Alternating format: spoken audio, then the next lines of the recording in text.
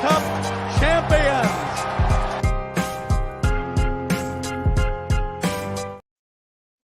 What's going on, guys? Welcome to a post-game live here on Dime Dropper for the 2024 playoffs.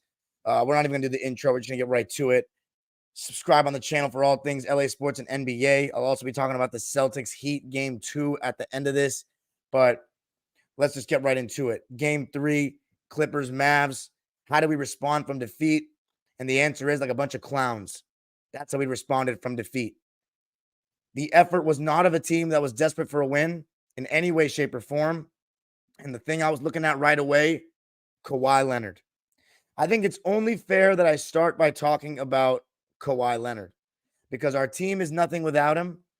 Our championship hopes hinge on his health. And it was very clear early on in the game. Same matchups, by the way, for both teams to start the game, and both bigs in drop, but very clear from the start of the game after that and one he got that he was not really okay. Zubats had the first 6 points of the game for us, and to be honest, Zoo was the only player that I can tell you that I am satisfied with through 3 games. Everyone else, they're about to get fucking grilled.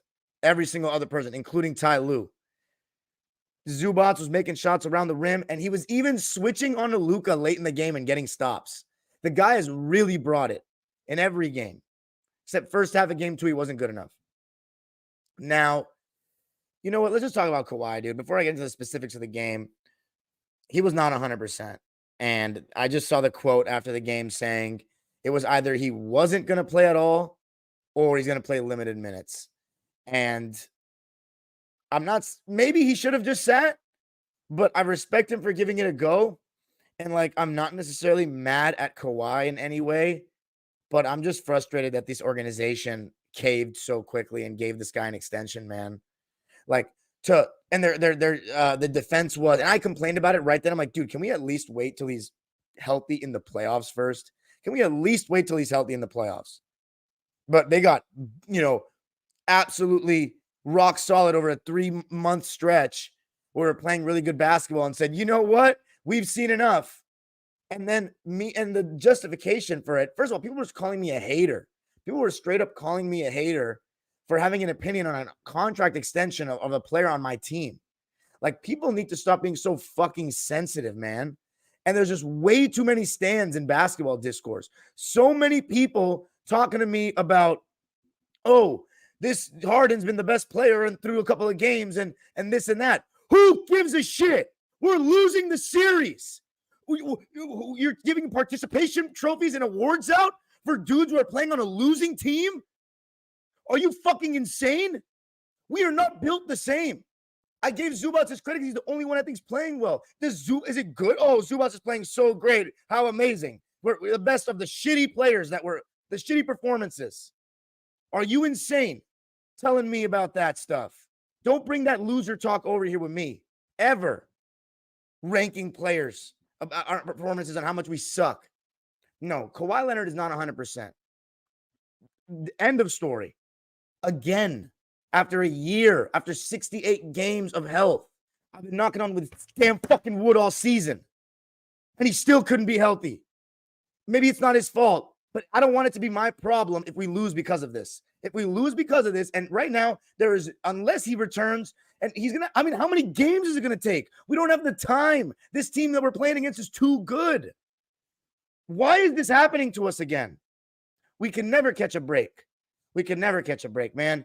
And I was just hoping, I was optimistic that, the 6 minutes into the game, that he was just coming out, was just going to be part of a new rotation we were trying. Listen to myself.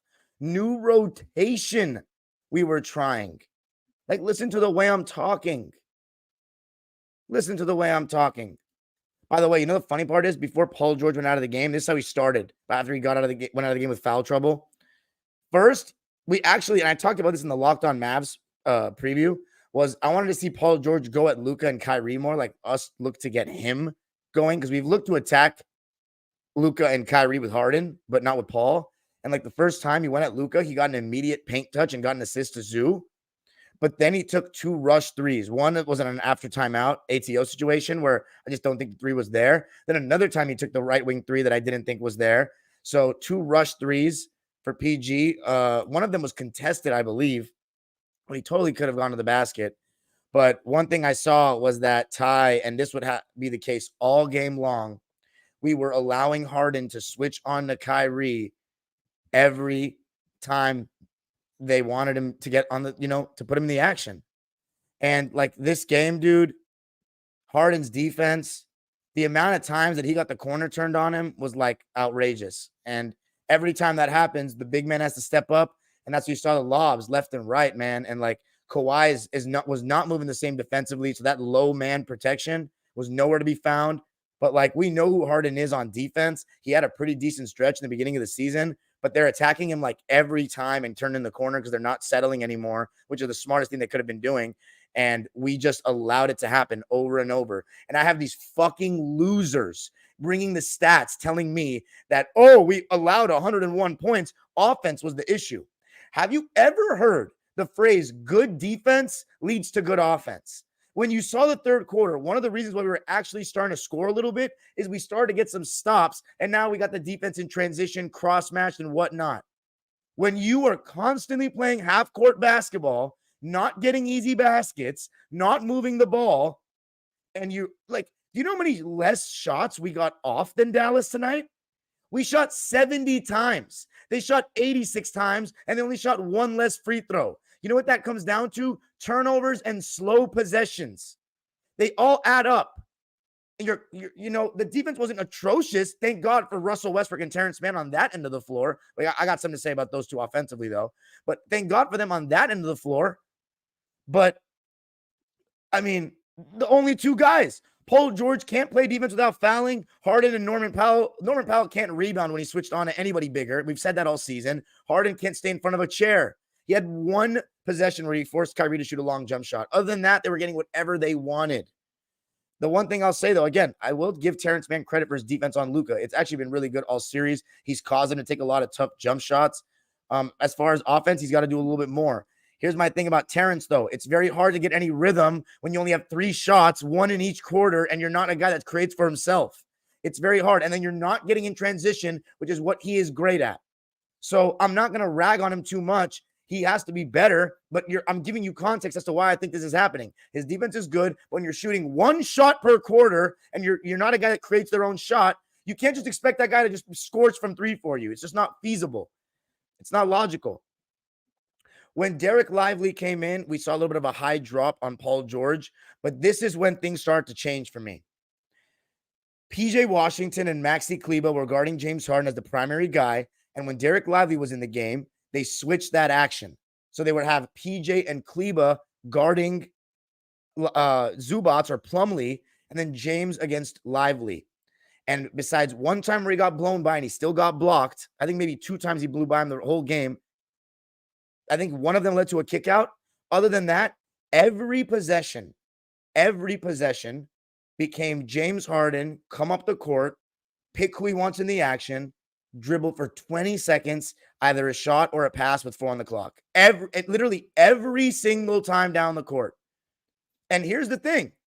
He had a stretch where he made 4 straight threes. He did. He had the stretch where he made 4 straight threes. And that, for whatever reason, is giving him an alibi for the rest of the game.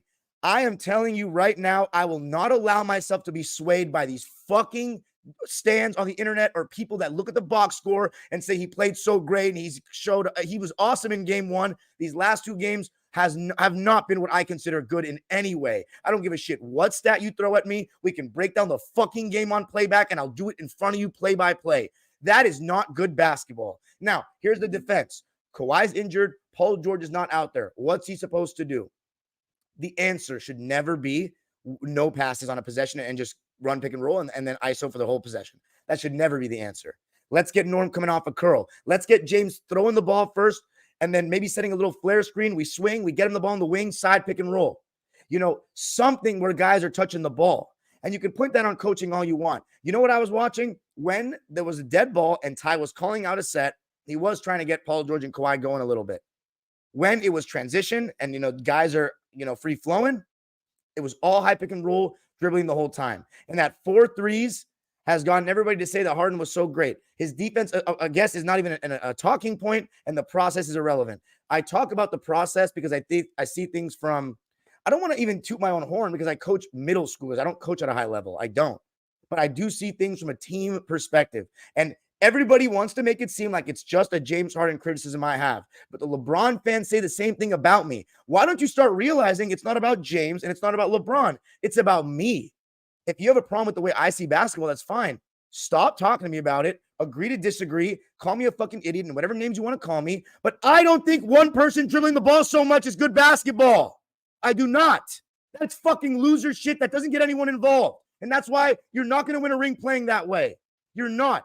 And if you have to play that way because other guys are injured or not showing up, then that's a bigger problem in itself. You know why I'm so frustrated? Because I said before the trade for Harden that we were going to go nowhere if Kawhi was hurt, regardless of if Harden's there or not. And here we are after the whole season of having to believe that shit had changed from a health perspective. And I had to be subject to watching my least favorite player to ever touch a basketball from a playing standpoint perspective, play this game and fool everyone into thinking that this was going to be different.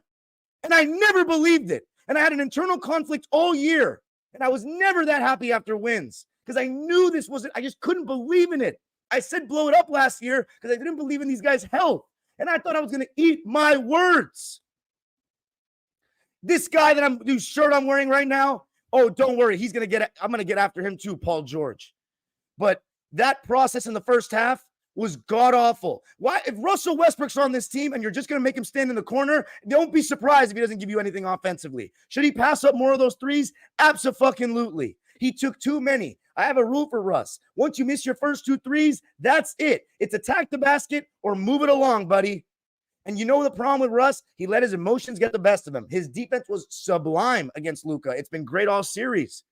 But he gets baited with the crowd asking him to shoot and the defense asking him to shoot, and he wants to make a three to, get mad in someone's face and say, that's what you fucking get for leaving me open. But the problem is, man, you got to keep your emotions in check. And he looked like he was on the verge of getting ejected all night. And he ended up doing it. And I admire the fight. I admire that he showed some heart because these other guys don't seem to give a shit outside of him and Terrence Mann or don't show it. But offensively, it was brutal in that third quarter stretch where when he's not catching the ball on the cut. And one time he literally was going to have a point blank dunk and the ball slipped out of his hands. I mean, that's just unacceptable, quite frankly. But you can't be getting baited into these threes. When the game slows down and you're putting Russ off the ball so much, he's not going to be contributing. I don't understand why that's rocket science to people. That if you asked Russell Westbrook to come be the point guard on this team, you replace him with one of his best friends, you make him into a backup, and at first it was Harden runs his lineups, Westbrook runs his lineups. But then you become so married to Harden, you realize there's not enough minutes for Westbrook anyway, unless you sacrifice Harden's minutes, which you're not going to do. So that means they have to share the court. And if Harden's going to be on the ball every second that he's in, and by the way, he is 4th in the league in the playoffs right now in time on the ball. Literal time on the ball, not usage rate, which is a flawed nerd metric that's skewed to shot takers. Time on the ball. He's 4th in the playoffs right now, right? And tonight, it's only going to increase that average. Everything was ran through him, and I was afraid in the first half we're playing too much through him, that he's either going to get gassed or we're just going to be too stagnant and no one's going to be in any rhythm. We were down by 13 at the half. What else did I miss? Let's see. Kawhi came back in the game. He wasn't even looking for the ball. We had 2-on-3 minutes due to the situation of Paul George having 3 fouls. So yeah, Paul George having 3 fouls, extremely irresponsible. You have a huge role to play on this team with Kawhi Leonard being injured. And like in a game like this, when all season long, I'm on my bully shit and all this stuff. By the way, Derek Lively turned the game around with his switching and his lob threat. He was pretty amazing. But yeah, end of the first quarter, it was 23-18. We were winning. And I think it's largely because of the way that Terrence Mann and Russell Westbrook were defending Luka Doncic. As I said, second quarter, James Harden got us going with those 4 straight threes, but he was also turning the ball over too much. And as I said, just too much ball dominance.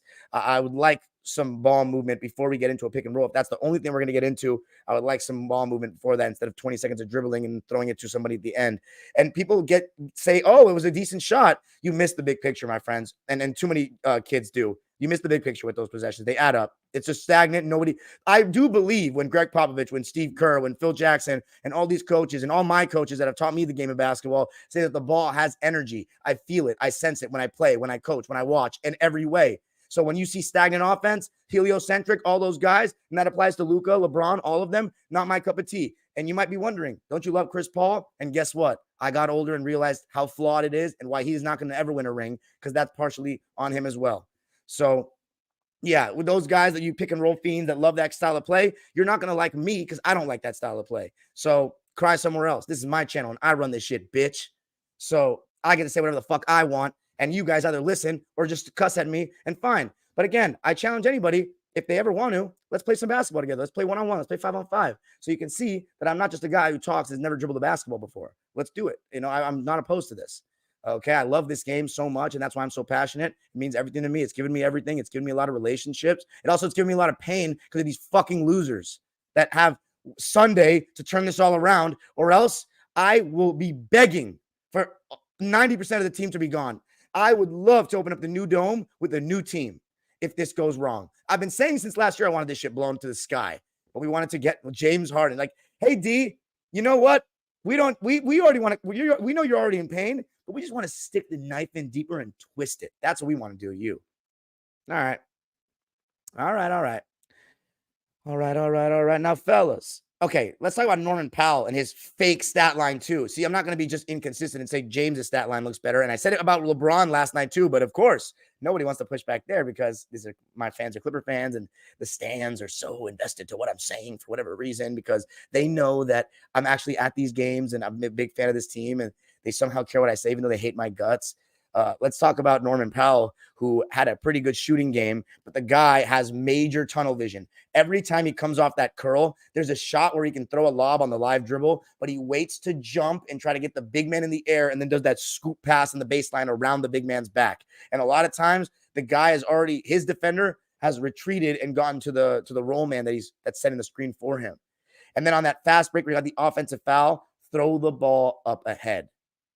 Like, Norm was being too selfish, and his defense is not good enough. And when we switch everything like that, and he's guarding a PJ Washington or somebody, he's not boxing out. He's getting mauled on the boards. The Norman Powell, James Harden out there so much has been abused defensively tonight.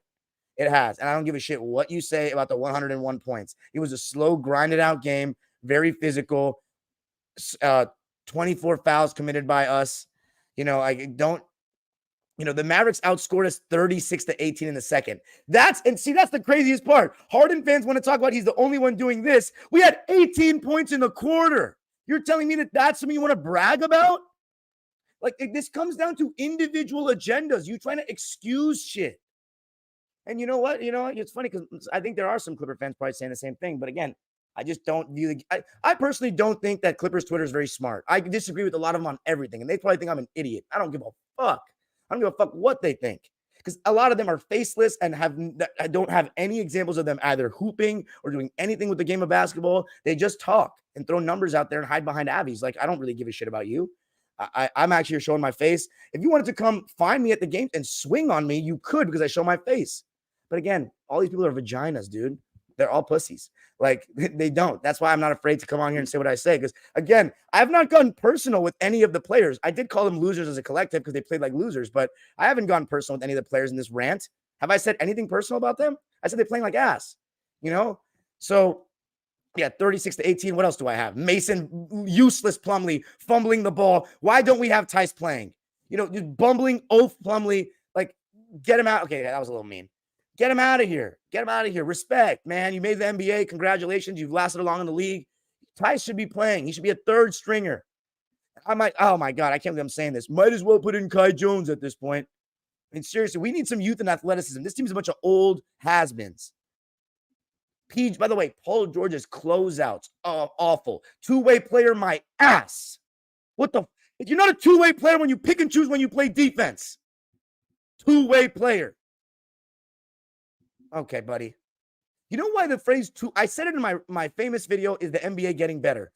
You know why? I've never heard the phrase two-way player till Kawhi. You know why? It's to excuse all these no defense playing, offense loving, ball dominant guys in this era that does not prioritize the defensive end, starting from the youth level up. starting from the youth level up. And Kyrie Irving and Draymond Green even said it, that it's not a lot of defense. It's not emphasized. I know it's harder to guard. It is not emphasized. Two-way player. Last I checked, basketball was a two-way sport. Now we got to specify guys that do things on both ends of the floor. One way. This ain't a one-way street, brother. And this ain't a one-way game either. Mavs went on a 14-0 run in the second. Lively was cooking us.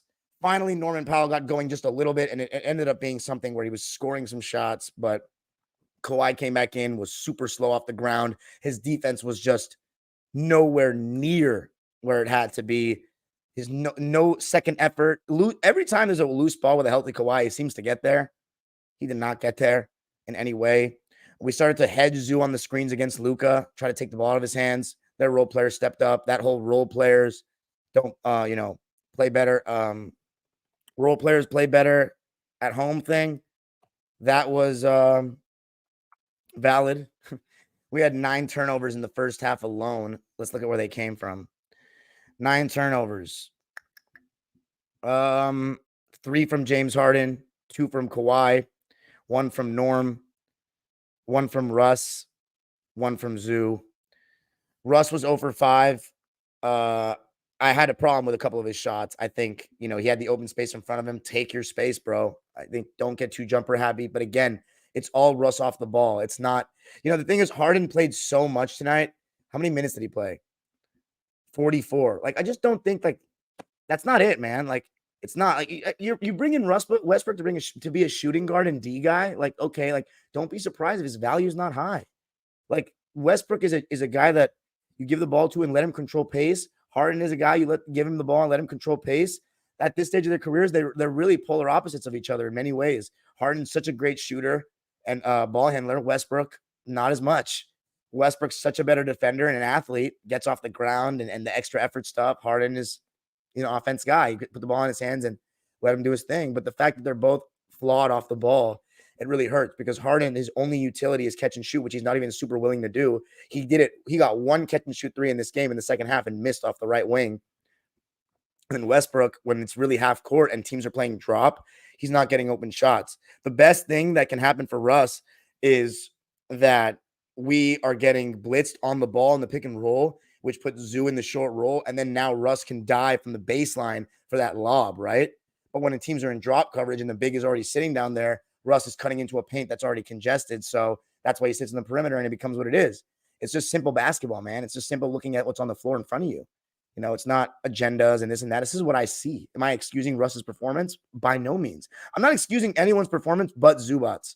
I'm not. And I know it's only pissing off one stand base, of course, because the stats. I don't listen to your stats, bro. I'm not a nerd. I'm not. And I get it. Not all nerds are propping up the stats, but I'm not going to change the way I view basketball after 19 years to accommodate people that are sensitive. I'm an emotional guy. There's no secrets about it. It's obvious, but I love this game so much. I love this team so much, and I'm not going to lie. I'm 100% real, and I have the same energy in person. You see me in person, I have the same energy every second of the day. So there's no wavering for me. I don't give a shit what kind of backlash I take for the way I'm slandering this team right now. We're not done, by the way. We're not out of this series at all. It's just that I have no faith in the health of Kawhi. I mean, he looks so far from his self that we saw in the season. I just don't even know what to say. And in the third quarter, again, by the way, so yeah, second quarter was an atrocity. Let's look at the Mavericks first half stats to see if anything sticks out. Derrick Jones, 7 points on 50% shooting. Gafford had a better game this one, finishing around the basket a bit. Kyrie was 1 for 5, but man, he was breaking down our defense. He had 4 assists in the first half. He was getting by James Harden left and right and getting them a good shot. Luka, 14, 6 and 6 in the first half, had a little injury scare, 5 for 12 in the field. But as I said, Derek Lively, he changed the whole game. He had 13 points on 6 for 6 shooting and 2 blocks in the first half alone, and he was a +8. Even Josh Green had 6 points. So they were up 54-41 at halftime. Now, second half, I'm looking at Kawhi. What's he looking like? The dude doesn't even want the ball. Doesn't even want the ball. Thankfully, though, for my sanity, we were starting to give the ball to Paul George and work through him since he was in the game instead of just Harden every single time down. And the first time we got it to him, he touched the paint and got Zoo the ball, but it was that foul they called on Derrick Jones that I think they reviewed. But then what was interesting about the Mavericks strategy is they were trying to attack Paul George, and you never see teams attack Paul George. And he picked up his fourth foul by being a moron and jumping on a Luka pump fake. Like, again, IQ. Like, what are you doing? And then he throws a terrible pass to the weak side corner to Kawhi Leonard.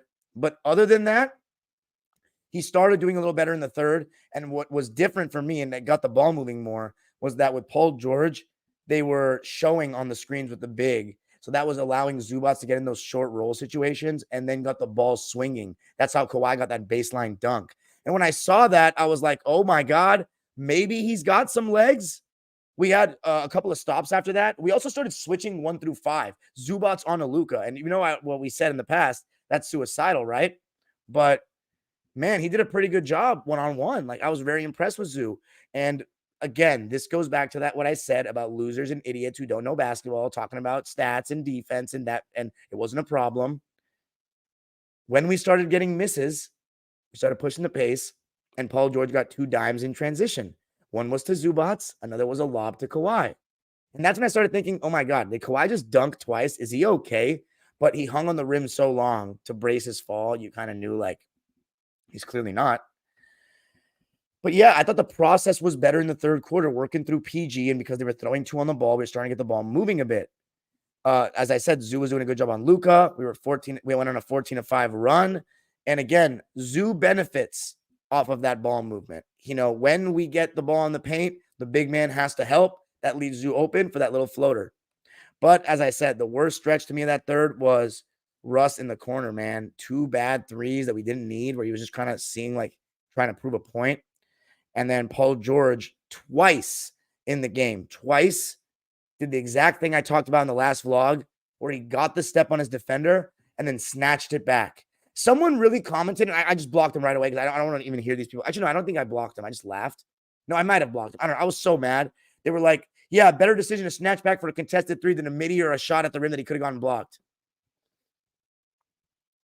I think I got to retire from basketball talk, guys. I just don't see the game the same way as these modern fans. I don't. Maybe it's time to just do historic content. Maybe cover the women's game. Maybe college. Maybe soccer. I mean, it's just, I don't see the game like these people do. I just don't. I have an old school lens, 2000s lens, team basketball lens, ball movement, defense first. That's my basketball philosophy, man. Move without the basketball. I don't let yesterday, we had practice, my 11 and 12-year-olds. We let them play man to man. They were not moving the ball, bro. So me and my assistant coach, we said, don't dribble the ball anymore. Just all passing and movement.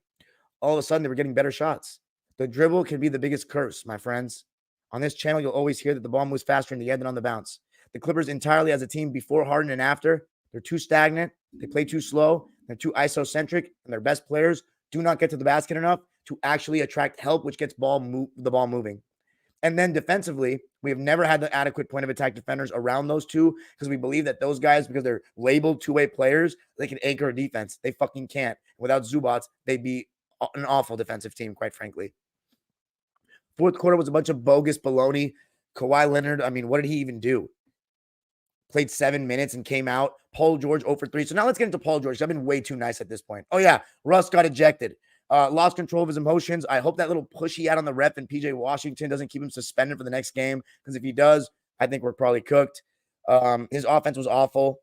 But again, I just don't think it's an ideal fit for them. I think if we decide to keep James Harden next year, I think Westbrook should get a move on. I think this is just, I can't even stand watching it. It's pissed me off so much as a fan of Russ and as someone who just like, I didn't even want Russ on the team because I thought he was pretty much done. And I was like, he has his flaws. Everything you saw tonight, I said all those things before we got him, even though he's one of my favorite players of all time. When we go on national television and beg for him, basically, we want him, we want to save him, all this, then you like essentially replace him. That just doesn't sit well with me, man. It better be someone amazing. And that's where the word amazing, that differs from me and other people. There's nothing else to say, man. I think Zubats played well and everybody else was pretty ass. Let's talk about Paul George before I get into the lines and just grill the fuck out of every single one of them even more. Paul George, dude, I've given you such a leash this season. I have given you the longest leash, stretching from Malibu all the way to Inglewood. Playoff P, podcast P. I said in the first game, at least you were playing good defense. What was this, man? Every single one of your flaws is coming out. You're not the two-way player you say you are. Oh, I love getting after on D. All fucking talk. I don't want to hear one more episode of that podcast, dude. No one wants to hear your excuses. No one wants to hear your reasons for us sucking. Paul George is the epitome.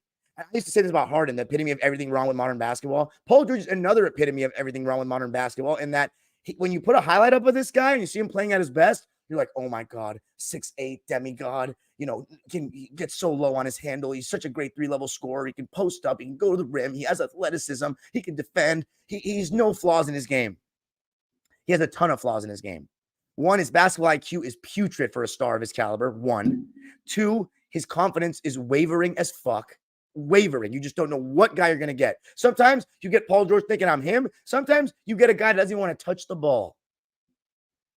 The biggest problem, he settles entirely too much. It's too much dribbling. He doesn't even have a go-to move. He has no go-to move, and it really hurts him. It's like his bag is too deep for his own good. He gets the step all the time and then snatches back for no reason. He doesn't want the contact. That's the real reason. Your clock is ticking, bro. I love you, Paul. I'm always going to be thankful for Paul George. He's my favorite one of the 2-on-3. I like him better than Kawhi. I've had more good memories with him. I'll never forget Utah. I'll never forget it. I'm always going to be thankful for it. But, yeah, no, like, if we lose this series, it's time to go, bro. You can go in Philly or in Indiana. Go do your thing. Like, I'm done with it. I'm done with it, man. Like, you just all talk. Like, you're just all, and you're not going to, you think I'm going to believe in Paul George going to get over it next year? Oh, next year we'll run it back and he's going to figure it out now at age 34. Like, don't waste my fucking time. And quite frankly, all of us as Clipper fans, our time has been wasted for 5 years with these guys. Let's read the lines. By the way, credit to Dallas, man. Kyrie Irving was making some amazing shots. He was breaking down our defense left and right. Their role players looked so much more athletic than us. Like, all signs before the series pointed to that we're not going to win this thing. But it's all about Kawhi. Like, it doesn't matter without him. It doesn't matter.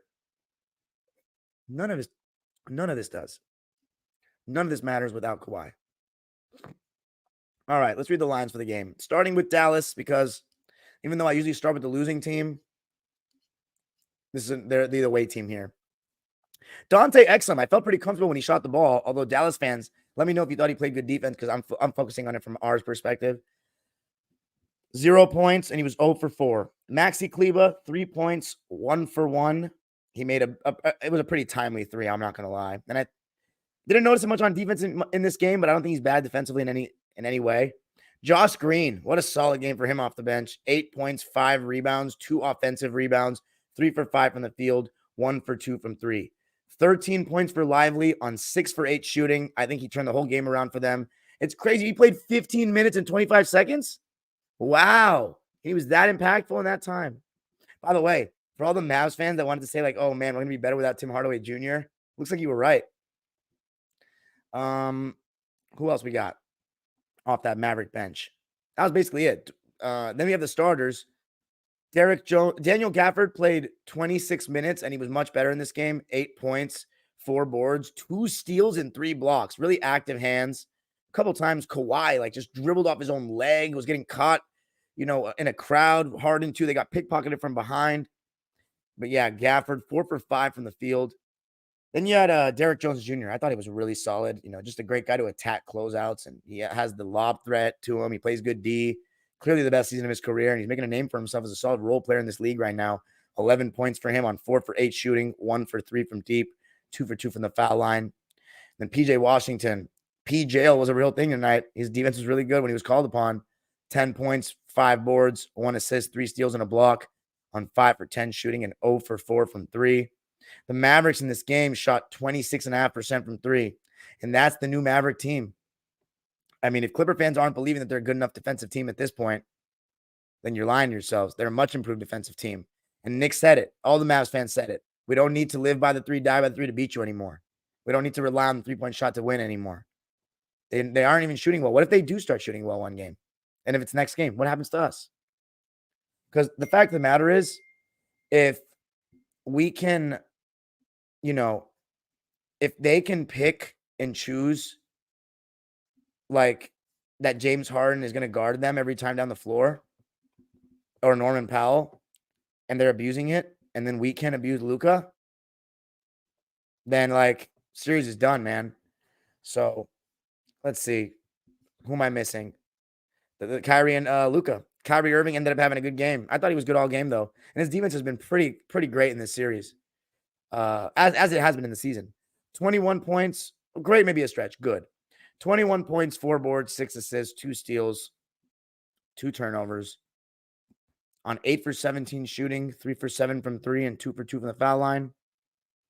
36 minutes and 35 seconds played for Kai. I mean, he had 2 good games in a row. 3 if you count game 1. But again, being consistent in my own criteria, those were like empty calories to me that first game. He was making shots in the third quarter, and they were not getting stops. They were not making any run. Those were pointless. No one in the stadium was like, oh my God, Kyrie's scaring me now because they cut it down from 30 to 12 or 15. Like, that shit is like, not all points are created equal. I'm sorry. Momentum changes things. The flow of a game changes things. I say this all the time. A steal is not the same as a steal. A basket is not the same as a basket. 2 points is 2 points, says people that don't understand that momentum and the next play affects the other. They're just box score watchers. They just like the stats. They're numbers guys. This is not how basketball works. And I'm 25 years old now, and I know that. I was like that when I was like 15, but I'm older now, man. Just see the game at a higher level. Anyway, Luka, man. We held Luka to 7 for 25, man. And we're still losing. Like, when is the big Luka game coming? Terrence Mann and Russ. That's all Terrence Mann and Russ to me, and a little bit of Zoo. 22 points, 10 rebounds, 9 assists, 2 steals, 5 turnovers. Wow, we did a good job on him. 7 for 25 from the field, 3 for 13 from 3. That's way too many threes, dude. They're lucky they won. Okay, I shouldn't say that because they killed us, but it's like Luka, and Mavs fans know, like, if they're going to win a championship, Luka's going to have to be much better than this. 5 for 7 from the foul line. The Mavs shot 45%, 26.5 from 3, and 74% from the line. But let me just say this. We actually shot better than them from 3 and the field and the line. You know the difference? They got 16 more shots up than we did. 11 offensive rebounds to our 8. We had 19 turnovers to their 8, and our offense was just so much slower. So much slower. Less passes. I'd like to see how many passes we made tonight. I can't lie and say I'm watching good basketball. It's not good basketball. Maybe it is to you. To me, it's not. It's never been. Anyone that was asking me, you think you got a chance to beat Denver? Fuck no. Even with Kawhi healthy. You think this, I'm not going to let my eyes fool me. I had laser eye surgery 3 years ago, 2020, bitch. I can look at the screen and see the actuality of it all. The Denver Nuggets play so much better basketball than us. I don't care about what regular season matchups you throw at me. They are a level above not just us, but every team in the West to me. The only one that stands a chance is Minnesota because they really guard. The Lakers never had a shot. And the Clippers, we don't really have one either. We don't. To beat Denver to me, we don't. If we beat Denver, screen record this, bookmark it, and post it in my face, and I'll be happy to say I was wrong, and I'll buy you a drink. As I said last year when I said, I don't know if this team can stay healthy for a playoff run. This isn't fantasy land. Let's talk about the boys. And they were boys today, not men. Amir Coffey. Actually, let's go with Mason first. 10 minutes of nonsense. He had 7 points on 2 for 2 shooting. Again, his stat line, 7 points on 2 for 2. Oh, that looks fantastic. Bumbling, weirdo. No, I'm just kidding. Okay. It was just, can't catch the ball. Like, there's no confidence in him on either end of the floor. 7 points, 10 minutes, 2 for 2. Amir Coffey. I got nothing to say but some decent defensive possessions. 0 points, 0 for 2.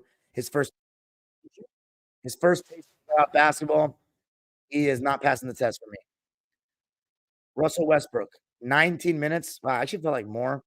1 point, 3 rebounds, 1 assist, 1 steal, and 2 blocks. So again, the defense was awesome. 0 for 7 from the field, 0 for 4 from 3. Has to keep his emotions in check better, man. But again, you want Russell Westbrook to play shooting guard and just play D? Fine. Don't be surprised if he makes weird decisions. Because he's going to make weird decisions at point guard too. But there's just so much more good that comes with it, in my opinion. And again, I know, especially the Harden crowd, is going to think I'm an idiot for saying that. But it's okay. We can be agree to disagree. It is what it is, right? Then we have Norman Powell, who I'm not going to let the stat line fool me. He shot well. Don't think he played that well because the tunnel vision is just unacceptable. His defense is not good enough. He got 6 rebounds, and I still don't think he did enough. Call me unreasonable. I don't give a shit. And a lot of let's see how many points he had in the fourth quarter when the game was like that fake run we made. Let's see. 7. There you go. 7 points out of 21. So yeah, I mean he scored a little bit, but there's 2 sides to the game, and he was cold in the second quarter when we were getting beaten up. It's just like gotta pass 3 turnovers. Like for Norman Powell to have 3 turnovers, just way too much. Not good enough for me, man. Starting lineup. Terrence Mann, 23 minutes, 2 points, 0 for 3. I mean, I think he should get more than 23 minutes. 3 shots is nothing. He's got to be less hesitant. He was doing a good job on Luka though, but again, taking Terrence out of transition, being a half-court team, just standing in the corner, it's not gonna get the most out of Terrence Mann. So if we're gonna do that, we're gonna play this way. We're gonna play slow basketball. Let's just trade Terrence and let him go to a team that's gonna utilize his skills better. Seriously, I never said that before, but I'm just done.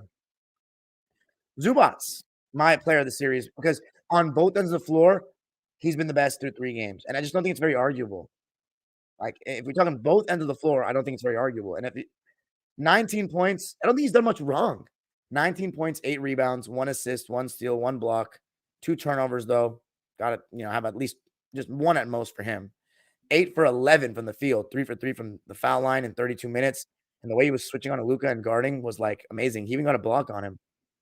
I love the way Zoo's playing, man. I'm proud of him. And then the 3. We'll start with Kawhi. 9 points, 9 rebounds, 2 assists, 4 turnovers.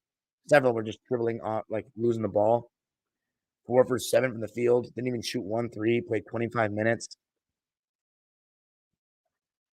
Look, I've said it before, and I'm gonna say it again. The Kawhi Leonard experience hasn't been fun. It hasn't been fun having him on the team. It's been a wild disappointment. And I'm just if we lose first round here, man, because of this, I'm ready to move on. I was ready to move on last year. I'm ready to move on. He can take all his weirdo excuse making loser stands with him, except for the ones that want to keep rocking with me. If you want to keep rocking with me, fine. If you don't, I'm not gonna be crying. But it's just too much uncertainty. He doesn't say anything either. Like I feel bad for him, of course. I feel bad for the fans though, who have had to endure injury stuff before we even got Kawhi. He has rings. We don't. He has millions. I don't yet. Not good enough, man. And we just don't have a chance without him. Paul George, I mean, just completely unserious. Like, this is the last straw for him. You guys want to talk about, it's so funny, man, because I wish Carmelo Anthony and Tracy McGrady had the lack of confidence that Paul George has and say, you know what, I'll be a second option to a Kawhi Leonard. Because they might have actually ended up winning a chip. Because I can never fault their aggression and confidence, Melo and T-Mac. Paul George, you got to tell him he's him. He doesn't believe you all the time. He believes you sometimes. That's the biggest problem. Unacceptable. Harden, I guess, like the argument for Harden is he's doing like what Harden does. I am just of the belief that he's never going to win a championship. So I don't think this is good. I don't think like dribbling the ball like that and you created a good shot at the end of 20 seconds of no dribbling and a bunch of dribbling and no passing and terrible defense is good. Like here's my biggest point to make to everybody that's making excuses for James Harden, which I guess I'm gonna have to fight my own fan base on this, and I will fight them for it on it because I'm gonna stand by what I believe, and I'm not gonna let the stats fool me. I've never been into stats ever, and I'm not gonna start now. In the second quarter, right? That's when James had his best quarter. 9 points, 2 assists, right? He played the whole quarter. In the second half, he had 7 points, right? So he had less points in the whole half than he did in that quarter, right? But our best, highest scoring quarter was the third quarter when Harden was giving the ball to Paul George and letting him work more. James Harden has many turnovers as he did assists, which tells me he was not creating the advantages the same way he was throughout the season. He was just making threes, and you guys are like just loving that so much. Like he was making threes, and then he found a couple of guys for open shots at the end of a shot clock. Like it's the process is horrific, man. It's horrific, and the problem is he doesn't do anything without the ball. So you have to put it in his hands, and that's the whole problem with these type of players. LeBron is so good, Luka's so good, they can get it done. And Harden was so good for a while that he could get it done. He can take a team far. But like if James Harden is gonna have to do this much at 2024 for a team, you're not winning. So, like, yes, I'm not saying, oh, Harden, Harden might be doing enough if we had Kawhi fully healthy. He might have been performing because, to be honest, at least he's had 20 plus points in all 3 games. He's been better than Paul George. I'll say that he has. He has. But I think he hurt us last game more than Paul George, personally. I think he did. And then I don't know what else to say, man. I don't know what else to say. I'll read his stat line though. 21 points, 2 rebounds, 5 assists, 2 steals, 1 block, 5 turnovers on 7 for 13 shooting, 5 for 8 from 3. Again, those 4 threes he made in that stretch, besides that, he was what? 3 for 9 for the rest of the game. Like that one stretch. I mean, it wasn't that crazy to me. We immediately if you're playing 44 minutes and you're using one stretch to justify how well he played, which was mainly that, I mean, that you can have it. And he had the worst plus minus of anyone. He played over 10 more minutes than anyone on our team. Like, again, I it's just a nightmare for me, bro. Like, I wanted this era to end last season because I didn't believe in it. You put this guy on the team, and I'm about to be subject to watching him play, and I already hated watching him play. And now I have to like see what I've always known in the playoffs about him. It's like and almost like makes me want to just like drop the whole Section 207 season tickets thing. Just take a media credential next year and just cover the team and not be so emotionally invested. Like because they're not gonna do what I want. Like if we're gonna keep doing this and this era of the Clippers that I don't support, and it's so hard to be like these guys and to get behind them, like I'll just cover the team for money. Like I'm not gonna stop being a fan, but like I just won't go as hardcore. I'm paying out of my own pocket right now when I could get a media credential because I just want to I just want to root for the team. I just want to be loud at the games. Like that's the crazy problem. People call me a fake fan. I could be a media person right now. I could ask for the credential like my other locked on hosts. But instead I sit there with the fans because I want to be loud into who I am. I want to support the team. I want to yell defense, tell my lungs. I just I don't know, man. Let's talk about the Celtics real quick and why they lost before I read the 500 comments that we have, and I'll give you the time. I'll give you all the time, guys. The Boston Celtics, what a loss this was, man. And you want to talk about, by the way, Ty Lue playing Harden too much. No Tice. The offense was lacking creativity. Letting Harden switch on to Kyrie over and over, not good enough either. But let's talk about the Celtics, right? The Miami Heat, what a performance this was for them. They made an adjustment and had Bam on Tatum, Jovic on KP. Then they had Hawkes on Holiday, Caleb Martin on Jaylen Brown, and Tyler Hero on Derek White. And they were switching 2 through 5. So they would have Bam guard Tatum, and then when they set a screen for Porzingis, he would switch on a Porzingis. So it was pretty clever, right? On the other side, KP on Bam, Drew on Hero, Tatum on Martin, Jalen on Hawkes, and Derek White on Jovic. And the Celtics were switching 1 through 4, but they had Porzingis in drop coverage. And that would kind of be the difference in the game is that the Heat were switching everything and the Celtics were in drop coverage. So the Heat were generating good threes all game and they were making everything. I mean, I could not believe it. Tatum came out with 10 straight points at one point in the first quarter. He actually had a really solid first half. But the Heat, I mean, they were raining threes. Caleb Martin, he went back to that classic Eastern Conference Finals from last year's self, Caleb Martin. I mean, it was just unbelievable. It was really unbelievable.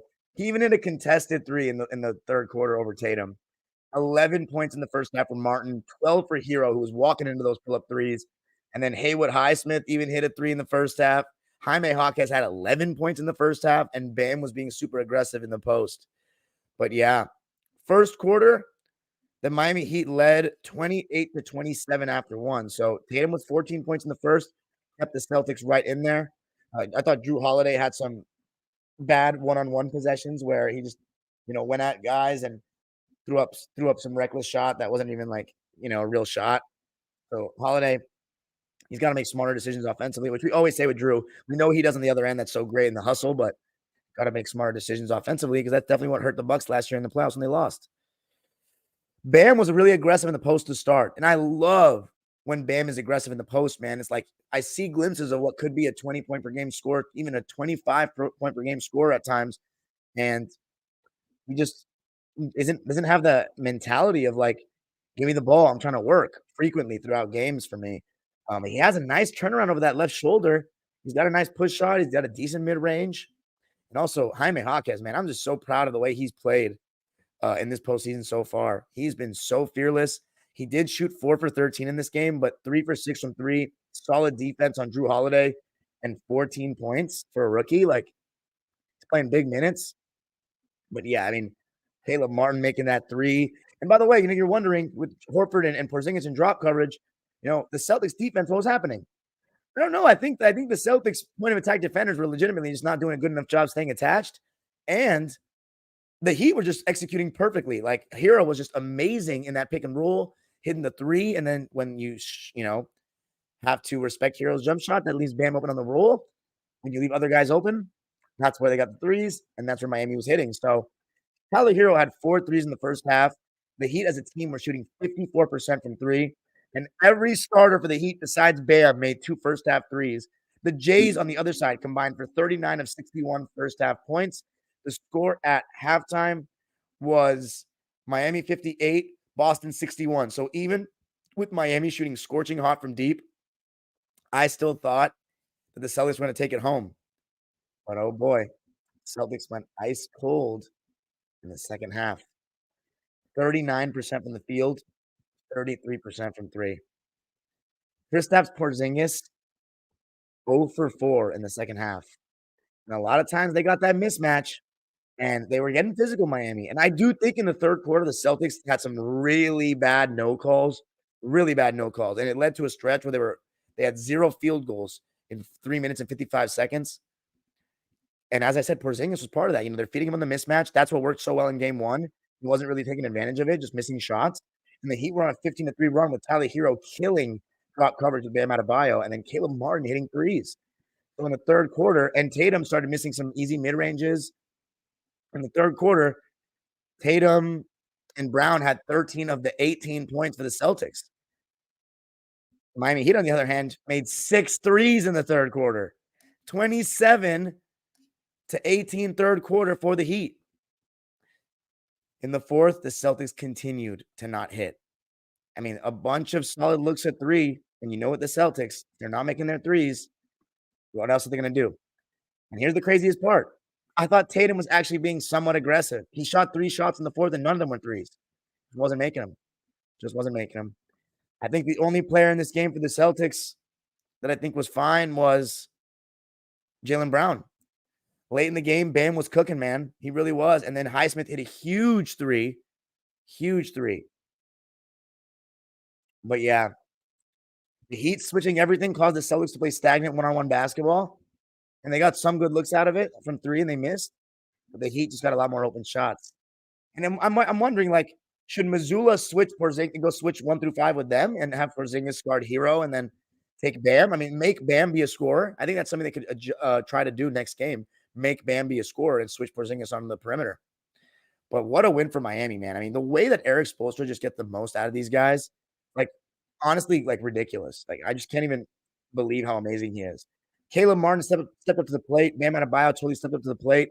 As far as Boston, I actually think everyone's going to shit on them because they're losing without Jimmy Butler and Terry Rozier. And here's what I'll say about Boston. I think it was a little bit of an outlier. Like, I do think they relied too much on the three. I do think their number one option in Tatum still has some questions to be asked about him, but they just missed some shots. And if Miami can shoot that well from three the rest of the series, like, it'll be a series. But although I said that all postseason last year until the finals, but I truly do believe that the Celtics are still going to win this in 5 games. I really think they're going to win out. But maybe Miami wins one in Miami. We got a 6-game series. But it's more just a testament to how unbelievable Spoelstra can do with less. Kevin Love played 6 minutes and had a donut. Wasn't really a factor. DeLon Wright played 20. He had 5 points and 4 rebounds on 1 for 4 shooting. I think he's actually been pretty solid in these playoffs. Duncan Robinson didn't shoot too well, but he did hit 2 threes. 2 for 8 from the field, 2 for 7 from 3, 6 points. Haywood Highsmith, what a solid impact he had off the bench. You know what he does defensively, but his 3 ball, 9 points on 3 for 6 shooting, 3 for 5 from 3, and one of them was such a massive shot. And then you had the starters, all of whom had 11 plus points. Thought it was a very solid game on both ends for Nikola Jovic, making his open threes. And just really all around 11 points, 9 rebounds, 6 assists, 3 steals, 1 block. He did have 5 turnovers, though. But man, that's a really all around stat line and definitely the best playoff game of his young career. 4 of 5 from the field, 3 for 4 from 3 in 25 minutes. So impressive. I already mentioned Jaquez, 14 points, didn't shoot too well from the field, 4 for 13, with 3 for 6 from 3. And then Caleb Martin, what a performance by him. 21 points on 7 for 12 shooting and 5 for 6 from 3. The guy is amazing against Boston, whatever reason. Tyler Hero, what a bounce back game for him. And it's like feeling like, a little bit better than D'Angelo Russell type. 1 bad game, 1 good game. So if D'Lo should be due for a good game 4, but it might not even matter in that series. Tyler Hero, 24 points, 5 boards, 14 assists, 1 steal, 3 turnovers. I'll take the 14 assists to 3 turnovers. 7 for 13 from the field, 6 for 11 from 3, 4 for 4 from the line. He was spectacular in 39 minutes. And then Bam Adebayo, for me, the player of the game. Although Hero's a good shout as well. 21 points, 10 boards, 2 assists on 9 for 13 shooting. 0 for 1 from 3, 3 for 6 from the foul line in 40 minutes. Here's what I'll say about Bam. He has taken a leap. He has taken a leap offensively to me, but is it big enough to be like, I don't know. I think Bam could probably be a second option on a championship team. I think he's a really fantastic player. He is improving every year to me. Although from 2020 to last year, I don't think he improved that much, at least offensively. And Heat fans can correct me on that, but I think this year he looks better. Now, the Celtics. Sam Hauser, not as scorching hot of a 3-point game as he did in game 1. He had 6 points on 2 for 5 shooting. I don't think you can blame him at all. He was 2 for 4 from 3, so we'll take that. Pritchard had a donut in 20 minutes. I think you're going to need a little bit more than just 3 assists. Didn't even get a shot off. Al Horford. Let's see, that's what happens when you're playing switch everything scheme and it's one-on-one basketball. You're paying Pritchard. You're probably not going to get the ball that much unless other guys are creating good shots for them. Al Horford had 6 points, 8 rebounds, 3 assists, a steal and a block on 2 for 3 shooting and 1 for 1 from 3. I don't think he did anything wrong. I think he has struggled with Bam a little bit, but I think the bench for the Celtics only had 12 points. You could probably use more, but like how much does the Heat's bench have? 21. Okay. 20. 20 points off the bench for the Heat to 12 for the Celtics. And they did win by 8. So we can maybe say that's the difference, but that's a little weak. The Celtics starting lineup is where it's at. They all played 30 minutes or more. Porzingis was 1 for 9. Oh my God. After a great game 1, a bad game 2. 6 points, 8 boards, 4 assists, 3 steals, and 2 blocks to go along with 2 turnovers as well. So the 3 steals, 2 blocks, and 4 assists sounds great, but 1 for 9 from the field and 0 for 4 from 3 ain't going to cut it. However, I think that'll be the worst game he plays this playoffs. I really do. This series, I really do. And then Derek White, I thought he was pretty good. Don't have much to complain about. Although, I didn't see one Celtic in particular whose defense wasn't good enough, but I think at the point of attack, everybody wasn't good enough. 13 points for White, 4 assists on 5 for 8 shooting and 2 for 4 from 3. I think he had a very solid game for the most part offensively. The Celtics as a team shot 46% from the field and 37.5% from 3. But what stands out is that the Heat made 23 threes, like 49% from the field, 53.5% from 3. It's just amazing. I think it's an outlier, though. 23s. Then you had Drew Holiday, who I thought could have been better offensively. Just some bad shots and decision-making on the ball. I think his ISOs outside of like 2 posts up, for the most part, led to some bad shots. So I think he's got to be a little smarter. And he missed a couple of good looks at threes. 9 points, 3 rebounds, 2 assists, 2 steals, and a block. And even he, applies to Derek White as well. Point of attack defender's got to be a little better. 4 for 12 for Holiday, 1 for 4 from 3. So, not a good shooting game for Drew. And then the Jays, Tatum had 28 points, 8 rebounds, 3 assists, and a block on 10 for 20 shooting and 2 for 6 from 3. But in the second half, he had 10 points on 3 for 8 shooting. So it's not quite good enough. Jaylen Brown, I actually think he was fine. I actually give him a pass for this game. I think he was pretty good. 33 points, 8 rebounds on 13 for 23 shooting, 4 for 9 from 3. I think the Celtics actually didn't even turn the ball over that crazily. They had 12 turnovers, and the Heat had also 12. So, yeah, 3 turnovers, though, for Jalen and Jason is too much because you're basically accounting for half the team's turnovers by yourselves. So you want to have it, 2 max. But I think Jalen was fine. I think Jalen was good. I think Tatum was fine, but you need better than fine. I think Porzingis was obviously the biggest reason they lost if you want to talk about individuals. But the main thing is that Miami just got hot. That's all I have to say about that. But anyway, guys, that's it for me in this episode. As far as the games I haven't talked about, obviously OKC New Orleans game 2. I haven't talked about the games last night, games 3 of the Magic series and the Sixers series, and tonight's game that this looks like the Phoenix Suns are about to get swept because Minnesota's the real deal. But yeah, that's it for this one. I'll talk about those when I can. I'm going to make sure I still talk about every single game of the playoffs. I will, but it's going to be on my time, as fast as I can. I'm a busy guy. I'm going out tonight. Otherwise, I would just watch. Otherwise, I would have watched the Suns game and then just gone live after that. But I'm going out tonight. My friends are in town. But I would say I wouldn't have gotten as many views on the live. I mean, we had 300 people in here. That's the most we've had since we got Harden. So anyway, don't go anywhere, guys. Actually, no, if you're listening on Apple Podcasts or Spotify, I appreciate you. And I'll talk to you soon. Peace. All right, guys in the live. There's 500 people in here, right? Or I'm sorry, 200 people in here. And there's 577 comments. I will read them. And I'll be on here for probably another hour reading those comments. But here's the thing. This part of the live is going to get deleted. And I also want my mods. If I have any mods in here right now, please tell the chat to stop commenting for the next 30 to 40 minutes, to be honest. Tell them to stop commenting. I'm going to take a piss, and I'll be back in 30 seconds to a minute. A maximum minute. You can time me. All right, go.